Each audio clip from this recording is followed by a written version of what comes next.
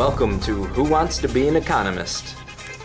Welcome to the show, everybody. Yes, that is correct. We've changed the name to Who Wants to Be an Economist.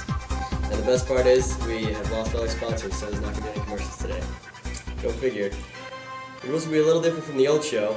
We're not giving away an economics certification. How exciting. Tonight's theme is solar incentivizing, and tonight's contestant is a spunky little business student from the University of Dayton. Let's meet Katie O'Brien. It's a pleasure to be here, Dan. Nice to have you here, Katie. You ready to play? I am. All right, Katie, let's get right down to it. First topic, Katie. Solar energy is one of the cleanest forms of energy, of renewable energy available today. It is renewable, pollution-free, quiet, and offers diversity to the world's energy portfolio. Currently, solar energy only makes up about 0.03% of U.S. energy consumption. Solar energy is a new technology that requires steep upfront costs. These costs tend to discourage investing. It is for this reason that the U.S. government becomes involved. If we look at a net benefits curve, the quantity in megawatts of solar energy desired falls right here. But when we add in social net benefits provided by the government and accounted for by the government, that quantity is shifted to a far greater level. So this is where the government becomes involved. The government does this by requiring state monitoring of renewable energy consumption.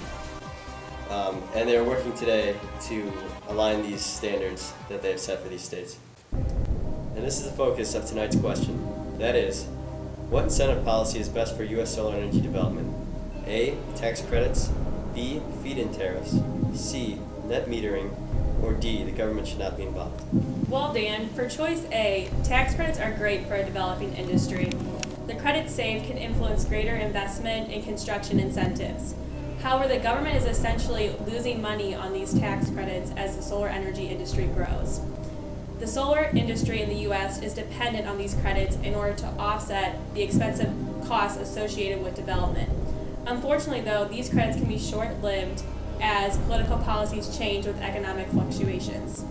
Tax credits would be great if they were fixed and forecasted in a way that solar energy providers could structure their business plans around them. And then for choice B, feed-in tariffs, they are very good for encouraging smaller companies to get involved in solar energy generation. They are guaranteed a fixed income regardless of performance. It eliminates many of the risks associated with solar energy, and especially the expensive startup cost. However, they're easily taken advantage of and could be a source of fraud. For example, recently this sort of fraud has occurred in Italy.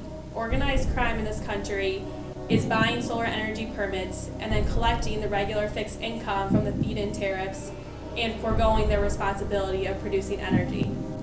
And then, Dan, for choice C, net metering, it encourages consumers to produce their own solar energy. Positive net energy production from the consumer side can result in compensation for inputs into the grid.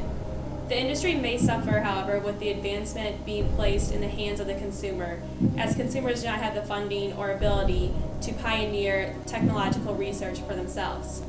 The industry needs strong companies which can utilize their own resources in order to improve existing solar technology. And then, for the last choice, choice D, no government intervention, the government needs to be involved. The upfront costs of technology are still too high. Without involvement, there are little incentives to drive solar energy forward against coal. The government has a vested interest in the social net benefits associated with solar energy. I'm still not sure of the answer though, Dan. Can I use one of my lifelines and phone an expert? Of course. Who would you like to call? I would like to call Mr. Frohmeyer from my economics class. Okay. Mr. Frohmeyer, how are you? Katie, thanks for calling me. It's a pleasure being on the show. And I want to say, Dan, you're my favorite host of all time. Well, Mr. Frohmeyer, we only have a limited amount of time, so what is the answer to the following question? What is the best incentive for solar energy development? Is it A, tax credit, B, feed-in tariffs, C, net metering, or D, no government intervention? Well, Katie, you need to weigh in the costs and benefits of each. The goal should be to facilitate solar energy growth without allowing a policy to be abused or operate inefficiently. In a renewable and sustainable energy review, a team of researchers break down 4 of these incentives along with many others. On average, state credits equal to about 30% of the equipment costs. On top of that, the federal government will also offer 100% bonus depreciation up to 5 years after the installation. After factoring in state credits, the marginal cost per watt generated can be reduced significantly. While considering the risks of the other options, tax credits seem to be both sufficient and safe.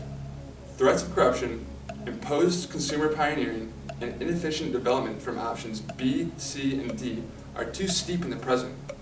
When forecasted out and fixed, solar energy companies can utilize the tax credits most efficiently.